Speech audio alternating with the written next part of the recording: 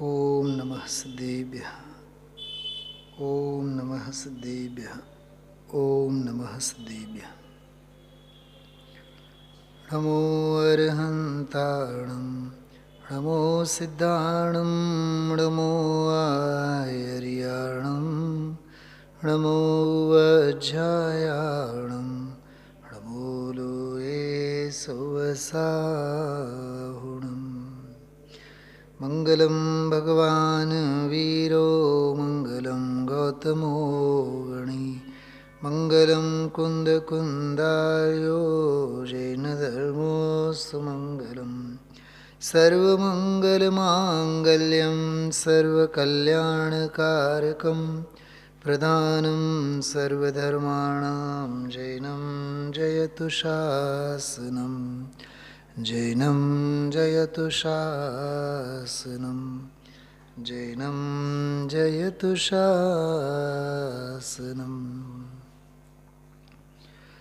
आतंबने परमात्मा हो शांति सारे देश में है देशना सर्वोदय महावीर के संदेश में महावीर के संदेश में।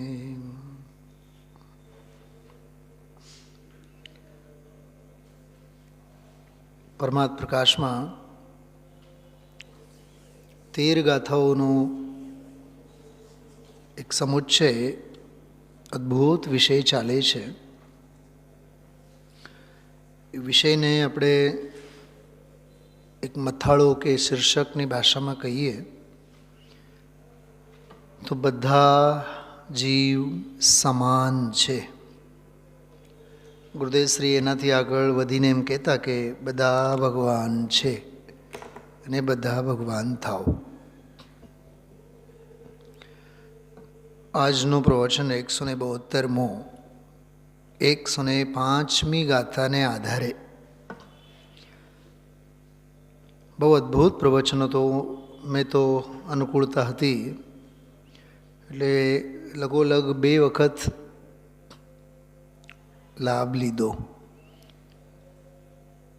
નિત્યક્રમ મુજબ જે 8:30 9:15 હોય ત્યારે તો લીધો જ લીધો.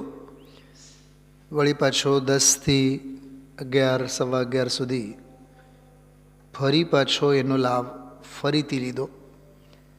એટલે એક વિચાર મગજમાં આવ્યા કે આજનો ખાસ કરીને સ્વાધ્યાય જે છે એમાં 2 વસ્તુ તરી આવ્યા, નજરે આમ તરવરતા થયા. એક સ્વભાવ અને બીજો સમભાવ. સ્વભાવ જેને જાણે, જે જાણે એને સમભાવ હોય. આટલો જ સાર છે આનો. ત્રિકાળ જે સ્વભાવ ભાવ છે એ તો છે એ તો છે, પણ એ ભાવ સ્વભાવ ભાવે ભાવવામાં આવે તો સ્વભાવ છે. એટલે એને જાતનું જતન કર્યું કહેવાય, સ્વભાવને જાણ્યું કહેવાય, સ્વભાવને ઓળખ્યું કહેવાય. સમજાણો? જેમ ગુરુદેવશ્રી આજના પ્રવચનમાં જ બોલ્યા કે સમભાવ જે છે એ સમ્યક દર્શન સ્વરૂપ વીતરાગ ભાવ છે.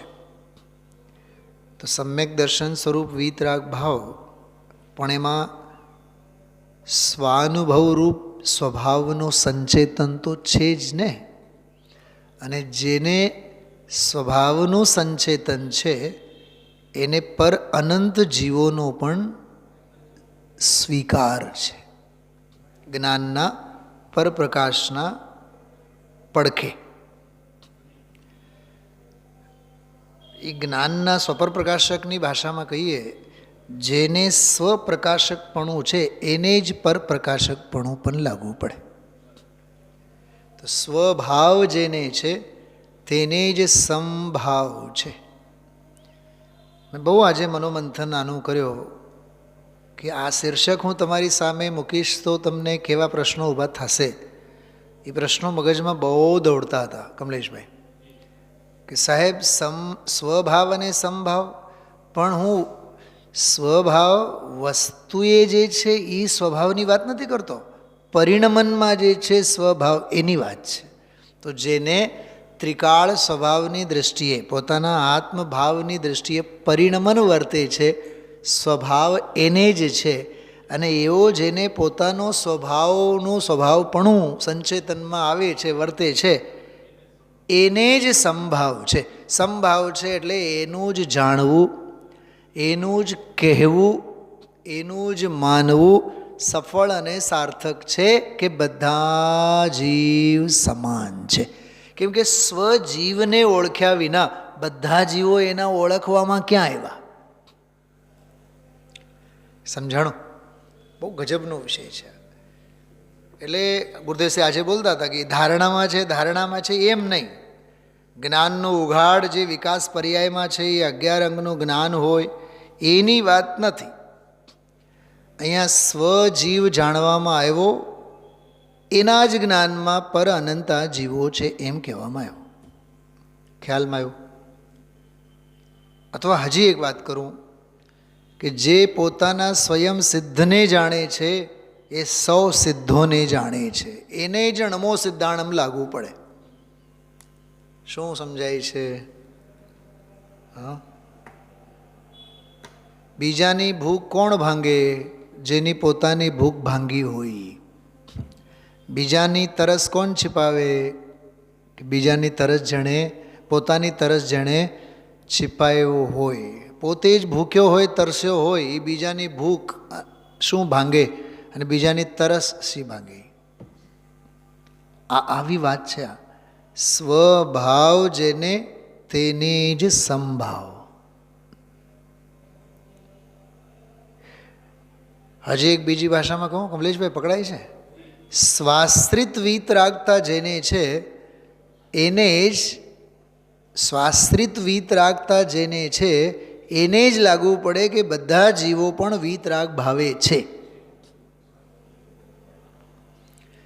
હું ભગવાન છું એવો જેને ખ્યાલમાં આવ્યો, એવું જેને પરિણમન છે, એના જ્ઞાનમાં બધા ભગવાન છે એવો સ્વીકાર થયો.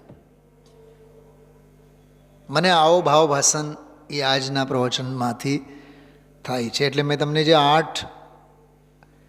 8 મિનિટ ને 7-8 સેકન્ડ સુધી જે મેં વાત કરી એ આ છે આજનો સ્વાધ્યાય.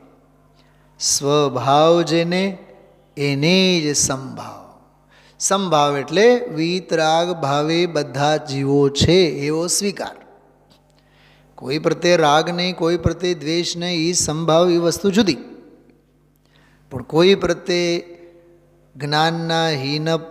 જ્ઞાનના વિશેષ ઉઘાડની દૃષ્ટિએ નહીં જોવાની દૃષ્ટિ, એ બધું એનું વિશ્લેષણ છે.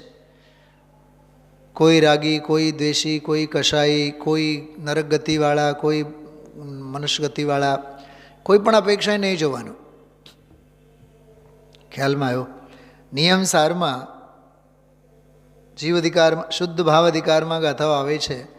એમાં લખે છે કે હું નારકી નથી. ટીકામાં પદ્મપ્રબલધારી દેવ કહે છે હું આરંભ અને પરિગ્રહ રહિત છું એટલે હું નારકી નથી. તો હું આરંભ અને પરિગ્રહથી મારો સ્વભાવ ભાવ છે એવો જેનું સંચેતન થયું છે એને જ પર સંચેતનમાં સ્વીકાર છે કે હા, પર જીવો પણ આરંભ અને પરિગ્રહથી રહિત છે. બધા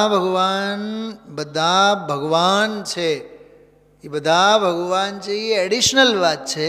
પ્રથમ સ્વીકૃતિમાં હું ભગવાન છું એવો જેને સ્વીકાર છે એનું નામ છે જેને સ્વભાવ તેને સંભાવ. મને આ પોઈન્ટ ઓફ વ્યૂ આજનો વ્યાખ્યાન સાંભળવું ગમ્યું, વાગોળવું ગમ્યું. જો થોડું ગુરુદેવશ્રીના વ્યાખ્યાનને આધારે આપણે આનંદ લેશું.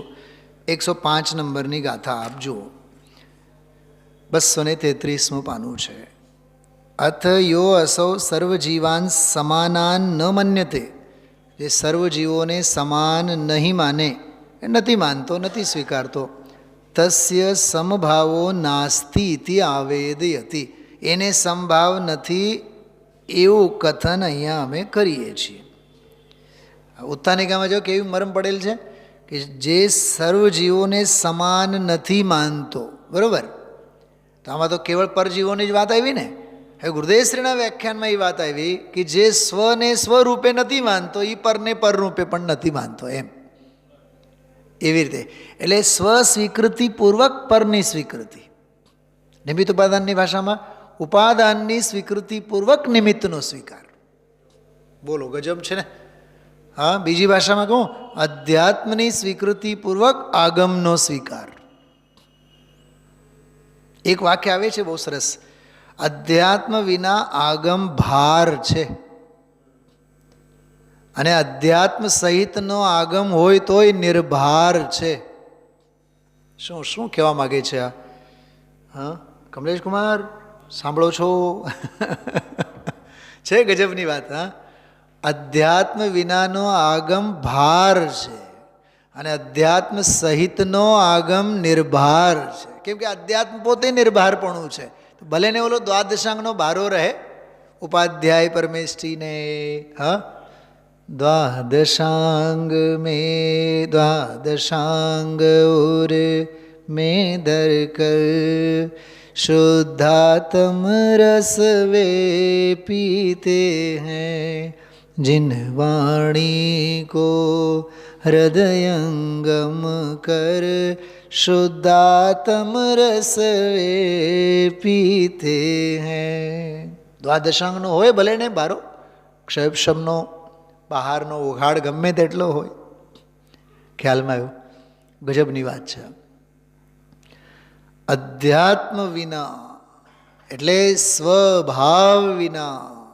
સ્વભાવ એટલે ત્રિકાળ સ્વભાવની દૃષ્ટિ વિના. એમ સ્વભાવ એટલે માત્ર કહેવા પૂરતો સ્વભાવની વાત નથી.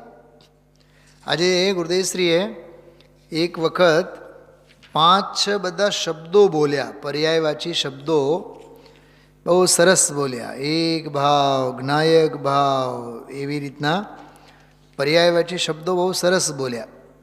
એની વાત છે. જો પાના નંબર 238 ઉપર બીજા ફકરામાં, એક સ્વભાવ, આનંદ સ્વભાવ, જ્ઞાયક સ્વભાવ, વીતરાગ સ્વભાવ, બધા ભગવાન પરમાત્મ સ્વરૂપે એક સ્વભાવી આત્મા છે.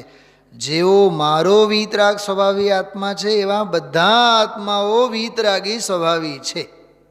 બોલો, શું શું કીધું? આ જેવો ક્યારે લાગુ પડે? તેવો ક્યારે લાગુ પડે કમલેશભાઈ? જેવો લાગુ પડે. તો જેવો એટલે જેવો હું તેવા પર.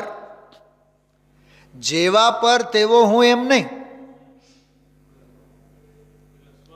શરૂઆત અંદરથી, વ્યાપ્તિ અંદરથી. ન્યાયની ભાષામાં વ્યાપ્તિ બહારથી ન હોય, વ્યાપ્તિ અંદરથી હોય. જ્યાં જ્યાં ધુમાડો ત્યાં ત્યાં અગ્નિ એમ ન હોય. જ્યાં જ્યાં અગ્નિ ત્યાં ત્યાં ધુમાડો એમ હોય.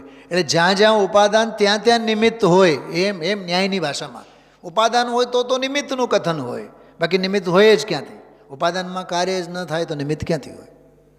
સમજાવ્યું પણ સમજાયું. સમજાવ્યું તે પદનમું, એ તો ચરણાને એવું છે. પણ સમજાયું, સમજાણું ને તો પ્રણામ અને વિનય વગેરે વ્યવહાર સંભવે. હા, એમ તો સમજાવવાનો વ્યવહાર છે. ખ્યાલમાં આવ્યું? કેટલી વાર બોલે છે, આવો માર્ગ છે ભાઈ, માર્ગડા જુદા, વીતરાગના માર્ગ કોઈ અલૌકિક છે. બોલો, એણે અનંત કાળ અનંત પરિભ્રમણ કર્યા, સ્વર્ગના ભવો અનંતા કર્યા, પુણ્ય અનંત વાર કર્યા. આવ્યો પુણ્ય અનંત વાર કર્યા. નરકમાં જેટલા ભવ કર્યા એથી અસંખ્ય ગુણા અનંતા સ્વર્ગના કર્યા. એમ ભગવાનના જ્ઞાનમાં આવ્યું છે. શું કહ્યું? એ નરક છે ને, નીચે નારકી મહાપીડા, જેની પીડાનો પાર ન મળે.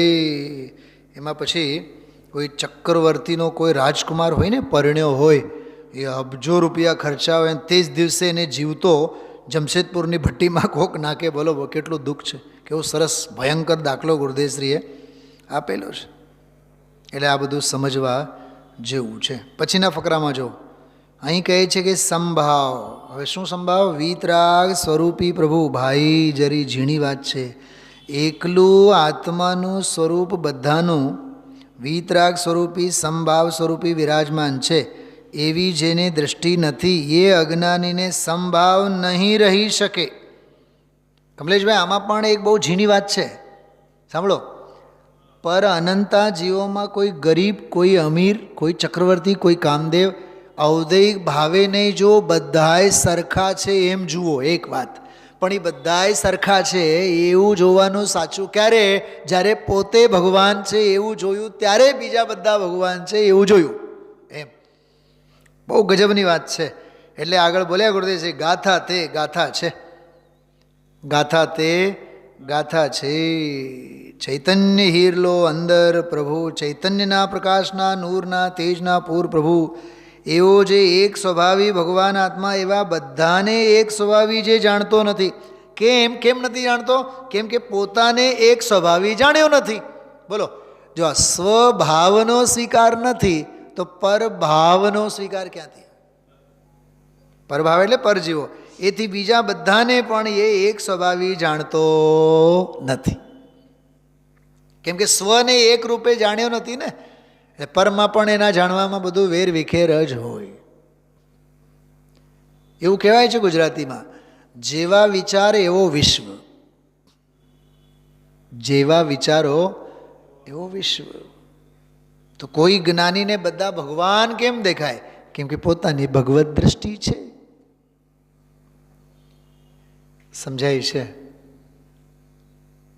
આચાર્ય મુનિ ભગવંતો શાસ્ત્રોમાં સંબોધન કરે કે હે ભવ્ય જીવો. એમ નથી કહેતા હે નિકટ ભવ્ય જીવો, હે અભદ્ર જીવો, હે મિથ્યા દ્રષ્ટિ જીવો. આવા સંબોધન નથી હોતા. મનુષ્યના હોય, તિર્યંચના હોય, નારકીના હોય, જ્યાં સર્વસામાન્ય સંબોધન કરવાનો હોય ત્યારે હે ભવ્ય જીવો, હે ભગવાન આત્મા.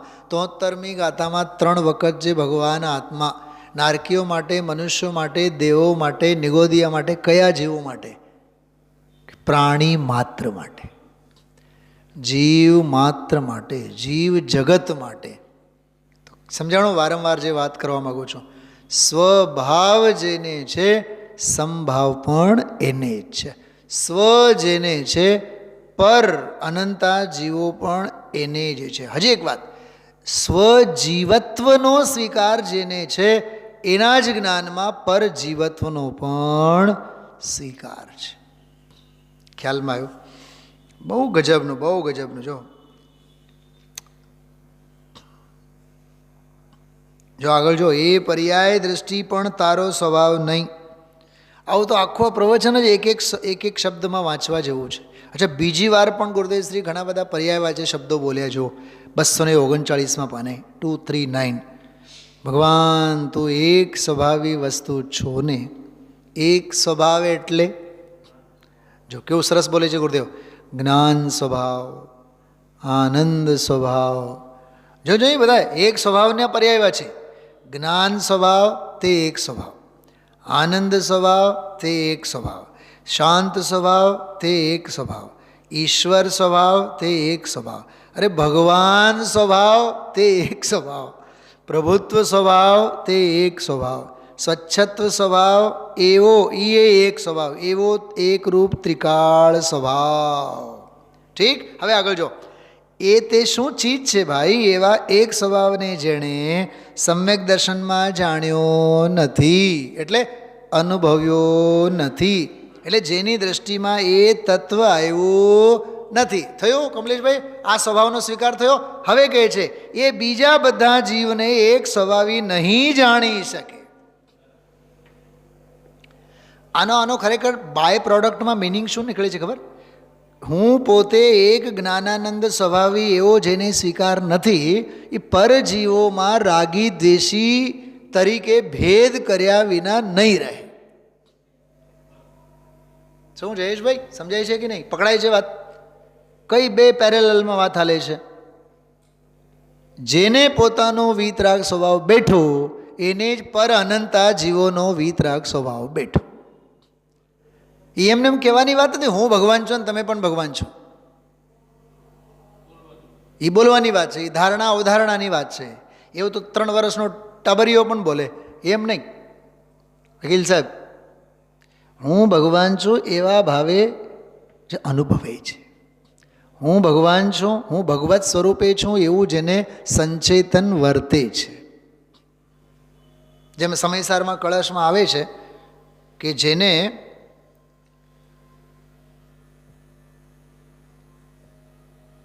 સ્વપ્રકાશક જ્ઞાન હોય એનું જ પરપ્રકાશક જ્ઞાન જ્ઞાન કહેવાય. જળની શીતળતા એણે જ જાણી કહેવાય જેને સ્વસંચેતન છે. અગ્નિની ઉષ્ણતા એણે જ જાણી કહેવાય જેને સ્વસંચેતન છે. બાકી અજ્ઞાની પણ કહે છે કે પાણી ઠંડુ હોય અને અગ્નિ ગરમ હોય, પણ અગ્નિની ઉષ્ણતાનો સ્વીકાર જ્ઞાનીને જ હોય. કેમ? કેમ કે જ્ઞાનીને સ્વભાવનો સ્વીકાર હોય. તો સ્વરૂપ અને સ્વભાવનો સ્વીકાર જેને છે એના જ જ્ઞાનમાં જગતનો સ્વીકાર છે. એક બીજો એક આનો અર્થ જે મને અંદરમાંથી ફીલ થાય છે એની વાત કરું. આત્મજ્ઞપણું જેને સ્વીકારમાં હોય એને જ સર્વજ્ઞપણું સ્વીકારવામાં હોય. શું કીધું આ? આત્મજ્ઞપણું એટલે સ્વભાવનો સ્વીકાર. સર્વજ્ઞ એટલે બધા જીવ, બધા ભગવાન છે એવો એના સ્વીકારમાં આવ્યો. સ્વજીવને જેણે જાણ્યો માન્યો એના જ જ્ઞાનમાં પરજીવોનું જીવત્વ પણ સ્વીકારવામાં આવ્યું. આવો આ ગજબનો સાર છે આ પ્રવચનનો. એટલે આજે બોલ્યા ઝીણી વાતો બાપુ અત્યારે ચાલતું નથી. અત્યારે તો બધી ગડબડી વાતો ચાલે છે. ખ્યાલમાં આવ્યું? બધી ગડબડી, ટૂંકમાં બહારમાં ઘણી બધી એવી વિપરીત પ્રરૂપણાઓ બધી ચાલતી હોય છે. એક પ્રમાણ અંગેનો એક પ્રકરણ બહુ સરસ આવ્યો હતો આજે. જો આ 2-3 પ્રકરણો 240 અને 241 પાને છે. એમાં 38મી ગાથાની વાત કરતા, નિયમસાર 38મીની વાત કરતાં કેવળ જ્ઞાન પર્યાય જે છે એ એક સમયની પર્યાય છે, એટલે નાશવાન છે. કેમ કે એક સમય રહીને બદલી જાય છે અને ભગવાન આત્મા ત્રિકાળ ધ્રુવ છે. 38મી ગાથા જે છે ઔદયિકાદિ બધા બહારના બધા પરદ્રવ્ય છે, પરભાવ છે, તેથી હેય છે. તો કહે છે કે ભગવાન આત્મા ત્રિકાળ ધ્રુવ છે, અવિનાશી છે. બહુ ઝીણું બાપુ માર્ગ એવો છે લોકોએ સ્થૂળમાં કલ્પી નાખ્યો છે.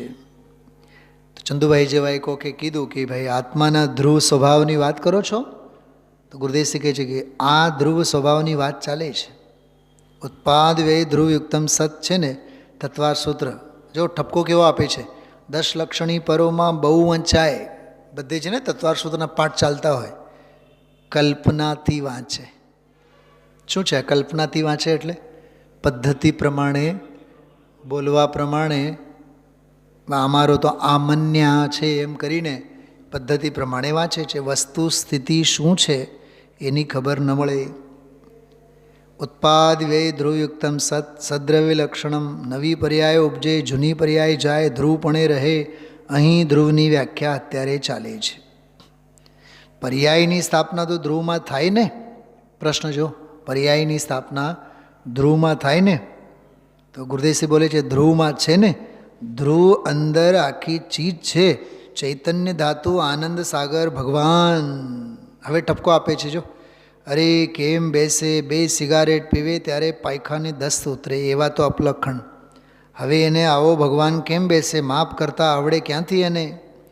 સર્વજ્ઞ પરમાત્મા ત્રિલોકના જીનવરદેવ એમ કહે છે કે જીવનું સ્વરૂપ જેને જીવ કહીએ એ તો એક સ્વભાવી આનંદ કંદ છે, ધ્રુવ સ્વરૂપ છે. પર્યાયમાં અલ્પજ્ઞતા અને રાગાદી એ વસ્તુ ભિન્ન છે. હજી તો આત્મ તત્વ કેવડું એની અહીં વાત ચાલે છે.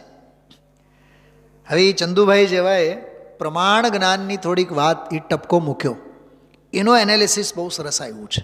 મેં તો 2-3 વખત આ પ્રકરણ સાંભળ્યો આજે. એટલું સરસ છે, જુઓ તમે લોકો બધાએ. પ્રમાણમાં પર્યાય ભળે માટે તે આદરણીય નથી. કેમ કે પ્રમાણમાં તો બંને પક્ષો હોય ને એમાં સ્વીકારમાં એ અધિકાર થઈ ગયો છે. ધ્રુવ છે, ધ્રુવ જે ત્રિકાળ જે પરમાનંદ મૂર્તિ તે જ ઉપાદેય છે. સંકિત દૃષ્ટિને અને પર્યાય છે એનું જ્ઞાન કરે ત્યારે પ્રમાણ થાય. એ પ્રમાણમાં બે આવ્યા, જો ત્રિકાળી વસ્તુ આવી અને પર્યાય આવી, બે આવ્યા એટલે સદ્ભૂત વ્યવહારનો વિષય થઈ ગયો. કયો? પ્રમાણનો. ઝીણી વસ્તુ છે બાપુ, આપણે ઘણીવાર આવી ગયો છે પ્રમાણ જ્ઞાનમાં. નય ચક્રમાં છે, સિદ્ધાંતમાં નય ચક્ર ગ્રંથશાસ્ત્ર છે, દેવસેના આચાર્યનો નય ચક્ર, એની વાત ગુરુદેવશ્રી કરતા હોય. પ્રમાણમાં પર્યાયનો નિષેધ નથી માટે તે પૂજ્ય નથી. આવી ગઈ છે વાત. નિશ્ચયમાં પર્યાયનો નિષેધ છે અને એકલો ત્રિકાળીય આનંદ કંદ પ્રભુ દૃષ્ટિમાં છે માટે તે પૂજ્ય છે. પ્રમાણમાં બીજી પર્યાયને ભેળવીને જ્ઞાન ડબલ થાય છતાં એ પૂજ્ય નથી. બોલો, એ ડબલ ડેકરવાળું છે છતાં એ પૂજ્ય નથી. આશ્રય માટે નથી, પૂજ્ય નથી એટલે આશ્રય કરવા લાયક નથી. સદ્ભૂત વ્યવહારનો વિષય છે. અરે ઝીણી વાત બહુ. પંચાધ્યાયીમાં પ્રમાણ જ્ઞાનને સદ્ભૂત વ્યવહાર કહે છે. બે થયા ને એમાં માટે. એટલે આ એક વિષય બહુ સરસ આવ્યો. હવે બીજો એક ન્યાય ગુરુદેવશ્રી કહે છે, જો 241માં પાને. એક ન્યાયે તો સંવર નિર્જરા અને મોક્ષની પર્યાય છે ને ભાઈ, એને પણ એમ કીધું છે ને કે સંવર હિતકારી છે. એ પ્રગટ કરવાની અપેક્ષા જુદી છે. એ શ્રદ્ધામાં એ પર્યાય પણ આવે છે. જ્ઞાન પ્રધાન શ્રદ્ધામાં. કેવી શ્રદ્ધામાં? જ્ઞાન પ્રધાન શ્રદ્ધામાં. સમજાય છે. દ્રવ્ય અને સંવર નિર્જરાની પર્યાય અને આશ્રવ એ પર્યાયની શ્રદ્ધા તો આવે છે ને, પણ શ્રદ્ધાની પર્યાય છે એ ભિન્ન છે. ઝીણી વાત બાપુ. શ્રદ્ધાની પર્યાય આને શ્રદ્ધે છે અભેદ તરીકે. જો શ્રદ્ધાની પર્યાય આને શ્રદ્ધે છે અભેદ તરીકે, છતાં એ પર્યાય દ્રવ્યમાં ભળી જતી નથી. શ્રદ્ધાની પર્યાય ઘણો વિષય ઝીણો બાપુ. આ તો ચર્ચાઈ ગયો છે આપણે ઘણીવાર. શું શું કેવું? કેવા કેવા ન્યાયો બધા. પછી દિવ્ય ધ્વનિનો આખો અદ્ભુત ક્રમ. એમાં પછી ઓમકાર ધ્વનિ સુણી અર્થ ગણધર વિચારે એમ કરીને ગજબની બધી છનાવટ એમાં આવી છે. જો આ સાવ નીચેની લીટી જો, एक स्वभाव वाले नहीं जानता उस अज्ञानी के संभाव नहीं है. એટલે એનો અર્થ શું થયો? જેને સ્વભાવ નથી તેને સંભાવ નથી. તો કહે છે ગાથા આવી ગઈ છે બહુ સારી. આત્મા તો વિકલ્પ વિનાનો, રાગ વિનાનો. રાગ હોય એ તો પર્યાયમાં, વસ્તુમાં નથી. એ વસ્તુની પ્રતીતિ એને શ્રદ્ધા કરવી છે. એ વસ્તુમાં અલ્પજ્ઞતા નથી. રાગ તો બહાર રહી ગયો. પૂર્ણાનંદનો નાથ પ્રભુ એક સ્વરૂપે વિરાજમાન ચૈતન્ય ભગવાન એવી જેને દ્રષ્ટિ વીતરાગ સ્વભાવની થઈ નથી, એ બીજા જીવોને વીતરાગ સ્વભાવે જાણી નહીં શકે. આવ્યા બેઉ કમલેશભાઈ. જે પોતાના સ્વરૂપને ન જાણે એ બીજા જીવોને પણ જાણી ન શકે. એનો આત્મા પણ વીતરાગ સ્વભાવ છે. બધા પર્યાયમાં ભૂલ છે એ વ્યવહાર થઈ ગયો, એ તો જાણવા લાયક થયો. આદરવા લાયક તો આ છે. અરે આવી વાતો હવે ધંધા આડે નવરા. એક તો ન હોય બિચારા, આખો દી રડવું રડવું રડવું. ભોગ વિષયના. બાયડી છોકરા 20 કલાક 22 કલાક એમાં જાય. એકાદ 2 કલાક મળે ત્યાં સાંભળવા જાય. ત્યાં સત્ય શું છે એ મળે નહીં બિચારાને. લૂંટાઈ જાય, જગત ચાલ્યું જાય છે. કેવી ગજબની બધી વાતો. એક ઓલી નાવની જે કલ્પના જે આપણે ગુરુદેવશ્રીની સ્તુતિમાં જે આવે છે ને, સંસાર સાગર તારવા, આમાં તમે જુઓ कि संसार समुद्र के तैरने को नाव के समान है. આ બહુ સરસ સંસ્કૃતમાં આવે છે. ભવપોત સમમ. કે સરસ્વતી કેવી છે, જીનવાણી કેવી છે. ભવપોત સમમ. પોત એટલે નાવ.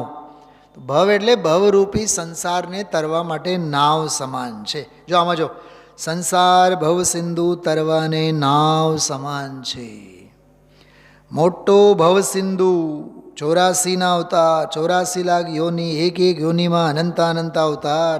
મોટો ભવ સિંધુ દરિયો, એને તરવાને માટે આ નાવ છે. પૂર્ણાનંદના નાથની પ્રતીતિનો જે સંભાવ સમ્યક દર્શન પ્રગટ્યું. ભલે એને રાગાદી હો, એ હે તરીકે હો. આ સમ્યક દ્રષ્ટિને તો 96,000 સ્ત્રી પણ હોય તીર્થંકરને, પણ એ તો રાગ છે. શાંતિ કુંતો અને અરનાથ ભગવાન રાગ છે તો હે છે. અંદરમાં ભગવાન પૂર્ણાનંદનો નાથ તે સમભાવે આદરણીય છે, એક જ ઉપાય છે. ખ્યાલમાં આવ્યું? એવી આ અદ્ભુત ચર્ચા. આમાં આગળ તો જઈને રાજા શ્રેણિકનો દૃષ્ટાંત, ચેલના રાણીનો દૃષ્ટાંત, યશોધર મુનિરાળ ઉપર જે એમને ઉપસર્ગ કર્યા એનો આખો દૃષ્ટાંત બહુ વિસ્તારથી ગુરુદેવશ્રીએ પાના નંબર 244 ઉપર સમજાવ્યા છે. હીરાજી મહારાજને એમનું વિરક્ત વ્યક્તિત્વ, નિર્દોષ વ્યક્તિત્વ, નિર્દોષ એટલે નાદાનતા ભરેલ એવું વ્યક્તિત્વને યાદ તો કર્યા છે, પણ વળી પાછું એમના અજ્ઞાનને પણ કરુણા સાથે યાદ કર્યા છે. જે લોકોએ સાંભળ્યું છે એમને ખ્યાલ હોવો જોઈએ 245 પાને કે એ ક્રિયા તો બહુ ઊંચી હતી હીરાજી મહારાજની, પણ આ વાત ક્યાંય છે નહીં. એમની માન્યતામાં, એમના વિચારમાં એ વાત ક્યાંય આવી નથી. ચલો થોડુંક નીચે જુઓ આપ સૌ 245 પાને નિસંદેહ જાનો, એમાં જુઓ એ ફકરામાં વચ્ચેથી ઝીણી વાત છે ભગવાન, પણ સમજાય એવી છે, કંઈ બહુ એવી ભાષા આકરી નથી, ભાષા તો સાદી છે, ભાવ ભલે ગંભીર છે. જો જેની શ્રદ્ધામાં, જો સ્વભાવ અને સંભાવ બેઉ વાત આવી.